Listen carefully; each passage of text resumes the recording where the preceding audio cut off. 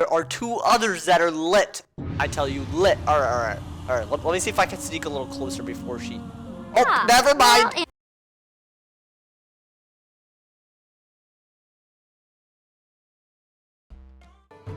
Hey guys, what is up? AwesomeTheSauce here. And today I'm doing a top 5 on something that I've actually really wanted to do. It's basically on the top 5 villains in Wizard101. Now when I say top 5, I'm not really adding an adjective like, you know, evil or powerful, because I feel like those are kind of predictable. I guess we could go with most interesting for this one, but that's just because it's my personal list, definitely opinion based, and I love opinion based ones because you can totally leave your opinion in the comments below. So, you know, get right to it. After this video, leave a like if you enjoyed, leave a comment saying, you know, who do you think is a boss? It could be the most unknown boss in the game, or it could be one of the most interesting ones. So, for my 5th favorite villain, it's a group. And before we even go into this dungeon, I'm sure you've guessed it by now, just based on where I am. Before we even go into this dungeon, I want you guys just to look at the design. You know, this is one of the reasons I really love this. The design is really great. It's a fortress, but it has teepees coming out of it for the different ravens, because, you know, they can fly, and it has a claw coming out of it. And one of the most interesting things, in my opinion, one of the best battles in this entire game is the battle that actually takes place within this dungeon. I really like this, and the concept behind the coven, which is number 5, is really interesting to me. Now, one of the things I have always wondered, you know, I'm not sure if this is intentional or not, but there are 4 people in the coven and there are 5 seats over there, which I always wondered why they've done it like that, and I've always wondered whether there's some raven who's supposed to be in the middle, you know, the middle seat. None of these are actually the leaders of all of them. I mean, I think it's assumed that this person named Othin Stormfather is, but, you know, you never get to know. And also, you know, what's interesting is that there's so many holes everywhere that you never really get to know where the ravens are. And yeah, sure, there is a follow-up in Wintertusk, but I've always wondered, you know, the fact that this battle leaves room open for another villain, it's really interesting. The fact that there's a 5th seat, very interesting. But more interesting than that, obviously, is the plot of this entire story arc, which is summoning the Frost Giant, or the Ice Titan, whatever you want to call it, to bring on the Everwinter. I think that's so very interesting, because I'm wondering, you know, why do they want to freeze over the world? Wouldn't they die themselves? You know, that's what I've always wondered. It's a really nice dungeon. It's a really nice boss fight, and I 10 out of 10 recommend it, and that is why it's number 5 on the list. What you see on screen for number 4 is basically a video that I actually did before. So, I mean, it is downloaded from when I uploaded it, so I guess if the quality is a little worse than normal, I apologize for that. But the reason I chose Ngozi the Beguiler is because, first off, it's a very hidden boss, and it's actually a very significant boss. It was a video that I did a month ago, I think, and it's basically how this dungeon explains why Manders were slaves. So, Ngozi the Beguiler is a person who is by far, in my opinion, one of the most evil bosses we have ever met. He basically beguiles, which means he basically hypnotizes all these slaves, all these Manders into becoming slaves, and it really creates this system of oppression for the Manders, and it's a really cool plot, if you ask me.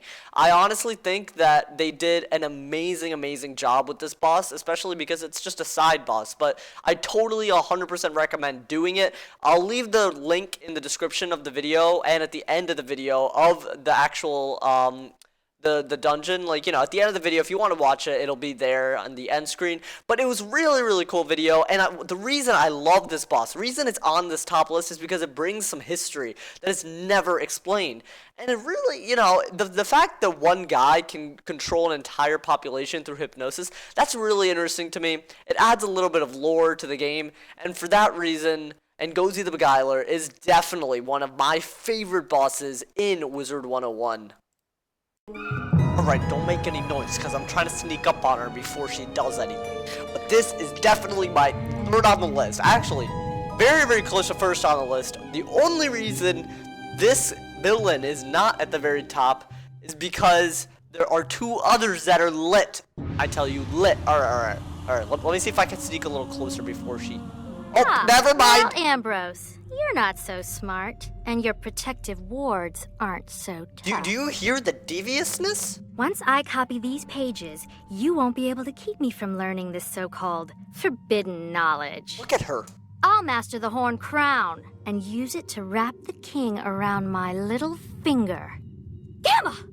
What are you doing here? What did you see? I'm just putting this book away for Master Ambrose is all. Oh, fine! Like, I gotta say something, right? Like, she has motives, she's evil, and like, you know, she kind of represents the rebellious person, and you know, I really appreciate that a lot. The reason she's on the list more than anything is because mainly she just represents the prodigy, you know, the person who's really good from the start, who just wants to learn more. Now, she obviously went the wrong way somewhere, you know, that's kind of obvious. I've always, you know, there's very little backstory on a lot of her life, even though we learn about it. The reason she's so interesting to me is because she's so mysterious. I feel like there's so much more to learn about her. I definitely think she's coming back. The reason I say that is because after she goes into this forbidden knowledge, and then, you know, happens to do all of that, all of those things to King Artorias, turn him into a Pendragon, there still seems to be a time where she ends up attending Ravenwood and almost destroys Wizard City. So I'm very curious about her life. Is she actually evil, or is she just troubled? I feel like there are multiple dimensions to this character. And I don't know, I'm probably getting some of my history wrong, you know, in how I'm, you know, analyzing her kind of. But it's really interesting, you know, she basically just causes chaos for no particular reason. There doesn't really seem to be any big reason to making King Artorias into the Pendragon. Sure, she wants to wrap him around her finger, as she says, but there's no motive there. And when she basically almost destroys Wizard City with whatever she does in Wizard City, which we're still unaware of, as we saw from those dreams in Chrysalis, we're still unaware of what she actually wanted to accomplish. Even in getting the Song of Creation and building the Shadow Web, she was only following the grand prophecy. We never know what her intentions actually ever even were. So because she's so misguided, because she's so complex, and she has so many dimensions, I think she is one of the best characters ever created. I don't think she's just evil for the sake of being evil, like Ngozi the Beguiler, or even the Coven. Their motives don't make sense to me. But she definitely has motives, and they're multi-layered, and I really do appreciate her existence. The reason I went to the Young Morganth dungeon is because I think Young Morganth is much more relatable, because I don't think she actually has any delusions up to now. She is just rebellious, and she sees forbidden knowledge, and she wants to go there. She wants to explore the unknown. That's very you know, it's a quality that anyone would want. So for that, I really think she is one of the best villains to ever get into this game.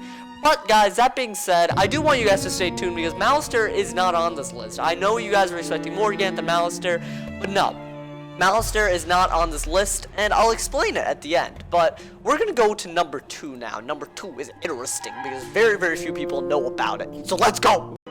Hey guys, so for number 2, we are dealing with one of literally my favorite dungeon in this entire game.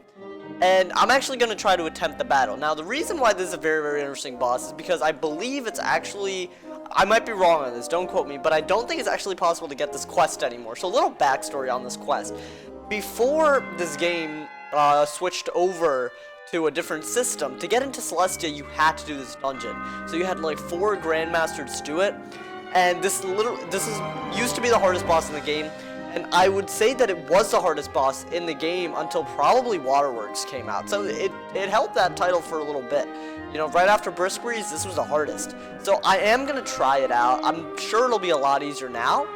But basically, let's listen to some of the dialogue, and I'll tell you why this is one of my most interesting fights ever. Like, one of my most interesting villains on this list. You will be greatly rewarded if I succeed.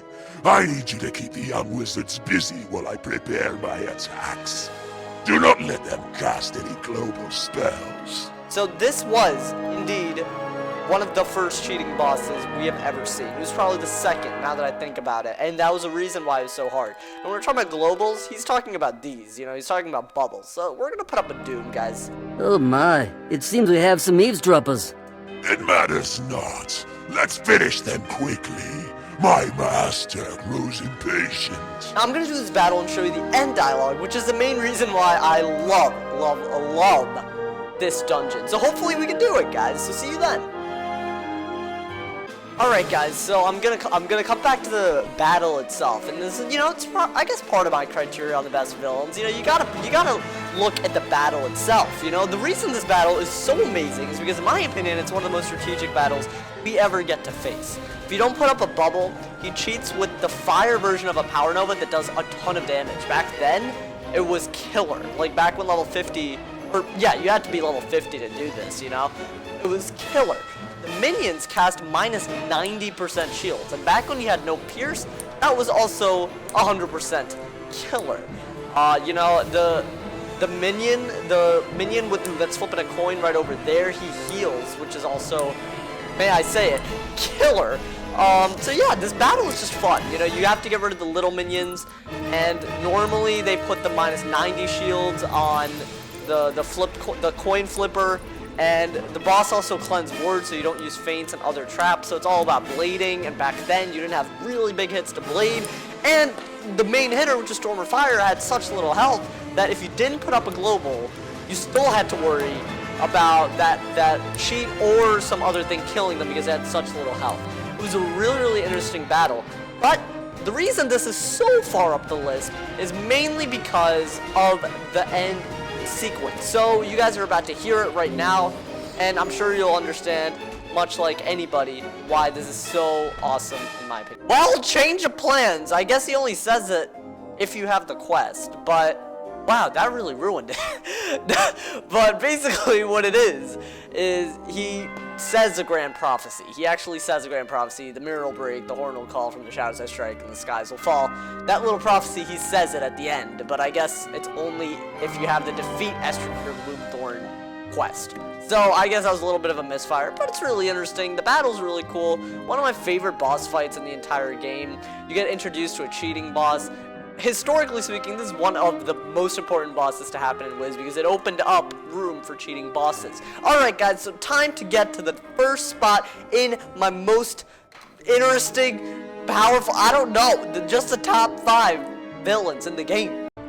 Alright guys, you might be 100% wondering what in the world I'm doing over here.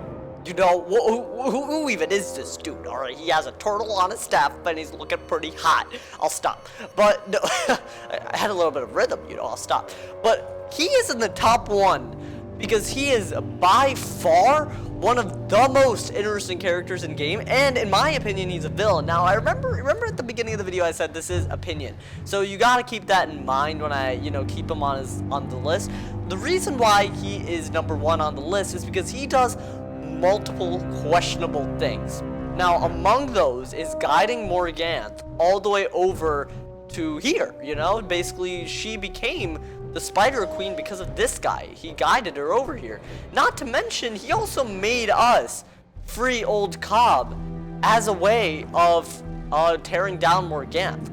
So, the fact that he was a friend of Morganth and helped us release Old Cobb, I feel like his suffering, it was because of his suffering, you know. To give you a backstory, he had like a curse on him, and I think Old Cobb lifted it off or something like that. But this guy has been places, guys. Look at this. He's been to like pirate places. He's been to Mushu for some reason. I don't even know where that's from. That's probably not, that looks like a Celestia kind of thing, but you know, I could be wrong. And, you know, he's been places. His pottery looks like it could be from, I don't know, not Celestia, Crocotopia. It's definitely very, very strange. This guy's been around, and we know so little about him. So I need to know more about this guy. That's why he's a very important villain to me. He's the reason why Old Cobb is a thing, and he's also the reason Morganth became a thing. He's directly responsible for 2 main characters being crazy, freaky about controlling the spiral. This guy's some weird, no, okay, no. Alright, don't do it again, Taylor. Just don't. I mean, I really want to see him again. A lot of people have theorized that he is the bat. that he was in disguise the entire time. It was part of his master plan to bring old Cobb to life, and you know, you'd be his master. I don't know, you know, I'm not gonna say anything about it, but he's a very interesting character, and that's why. And he's a villain. He is a villain. Maybe not your average villain in that he's completely villainous. I think he has some good qualities, but he is a villain in his actions, and that's what defines him. So guys, I hope you enjoyed this video, and if someone hasn't told you you're awesome today, you're doing something wrong. Check out the poll in the top right. Just press on the I for the next top 5 if you want to vote on it. I guess I could do it. And yeah, guys, if someone hasn't told you you're awesome today, they're doing something wrong. Stay awesome, right? Yeah,